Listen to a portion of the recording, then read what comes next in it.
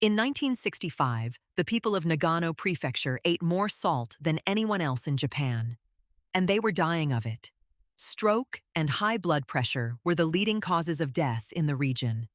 The culprit was their most treasured tradition: fermented food, a heavily salted miso, heavily salted pickles. Today, that same prefecture has the longest life expectancy in Japan, the country that already leads the world. They did not stop fermenting. They changed one variable, and the results are documented in national mortality data. Here's the claim, and it's more useful than the version you usually hear. Fermented food is not automatically health food. The live cultures and the salt load are two separate variables, and they pull in opposite directions. Nagano is the natural experiment that separates them, because the region held the ferments constant and cut the salt. Nagano is landlocked and mountainous. Snowbound winters meant preservation was survival, not preference, so the region built one of Japan's deepest fermentation cultures. Shinshu miso became the most popular miso variety in the entire country after Nagano shipped it to Tokyo as earthquake relief in 1923. The prefecture's own tourism and agriculture bodies now brand it the Fermentation and Longevity Prefecture. But preservation-grade fermentation means salt, a lot of it.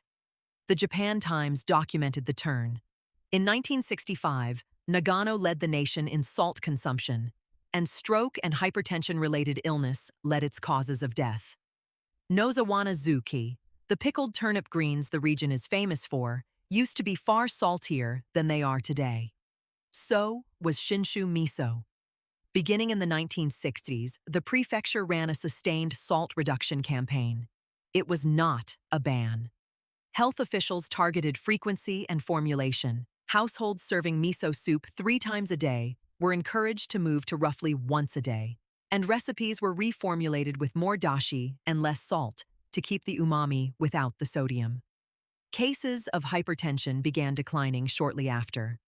Between 1980 and 1990, life expectancy for men in Nagano rose 3 years in a single decade, and 3.5 years for women.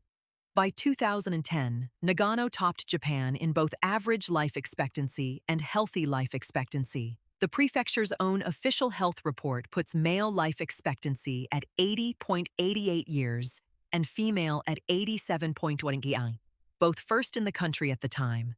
Deaths from cancer, heart disease, liver disease, and pneumonia now sit below the national average. 2 other variables moved alongside the salt. Nagano ranks first in Japan for per capita vegetable consumption, around 350 to 380 grams per day, against a national average near 300. And it has among the lowest rates of habitual smoking and metabolic syndrome in the country. This is an observational cluster, not a controlled trial. Salt reduction is the single best documented element. So where does that leave the fermented food itself? For that, we need controlled data, not regional statistics. In 2021, a randomized trial published in Cell, Waystick and colleagues, PMID 342560014, put participants on either a high fermented food diet or a high fiber diet for 10 weeks. The fermented food group showed increased gut microbiome diversity and decreased levels of multiple inflammatory markers. The high fiber group did not show the same diversity increase. That is a real effect from the live culture side of the equation, measured independently of any salt question. A 2022 intervention published in Food and Nutrition Research, PMC 9180131, had participants consume 210 grams of fermented vegetables per day for 12 weeks and measured a reduction in TNF-alpha, an inflammatory cytokine. Notice what neither study did. Neither one tested heavily salted preservation-grade ferments at traditional 1965 Nagano volumes. The benefit signal comes from live cultures and diversity of intake. The risk signal comes from sodium. Nagano's history is what happens when you maximize one and ignore the other, then correct course. The transferable version of Nagano is not eat more fermented food. It's 4 things, in descending order of evidence strength. Reduce the sodium in your ferments, not the ferments. Modern nozawana and Shinshu miso are meaningfully less salty than their 1965 versions, and the tradition survived the change. Use unpasteurized miso, but treat it as a seasoning rather than a salt base. Build depth with dashi, mushroom, or kombu instead. Widen the range.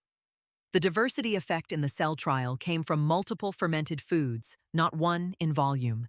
Miso, a vegetable ferment, and a live dairy or water-based ferment beats 3 servings of the same thing. Get the vegetable baseline up. Nagano's roughly 350 grams a day is the least glamorous and most consistently documented part of the picture. Check that your ferment is actually alive. Shelf-stable supermarket miso and vinegar-brined pickles are pasteurized. If it never needed refrigeration and never fizzes, the cultures the cell trial measured aren't in there. If you want to start with the vegetable side, Cultures for Health carries starter cultures and fermentation crocks at cultures for health.com.ref. Cultured roots. Code CULTURED10 gets you 10% off.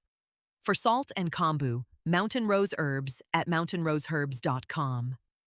Riefa, cultured roots. And if you'd rather approach the microbiome question from the supplement side, Seed is at seed.com. Via Cultured Roots channel.